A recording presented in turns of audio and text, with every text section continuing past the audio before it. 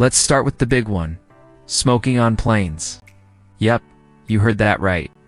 Most flights had smoking sections, usually in the back of the plane. You'd have non-smokers up front, smokers in the rear, and a cloud of smoke just everywhere. By the late 80s, some airlines started banning smoking, but it was still common early in the decade. Imagine trying to enjoy your meal with cigarette smoke wafting over. Speaking of meals, food in the 80s was a highlight, especially in economy. Airlines prided themselves on serving hot meals, even on short flights. You'd get a tray with a main course like Salisbury steak or chicken cordon bleu, side salad, a roll, and a dessert, usually a slice of cake or pie. First class? Well, it was next level. Think carved roasts, caviar, and real china. Free booze was standard, even in coach.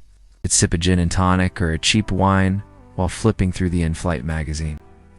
Entertainment was, well, let's say limited. No personal screens here. Most planes had a single drop-down screen or two.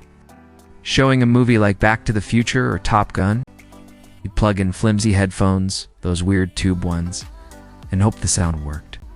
If you were lucky, the flight attendant might hand out playing cards or a kid's activity pack. Otherwise, you brought a book, your Walkman, or just stared out the window.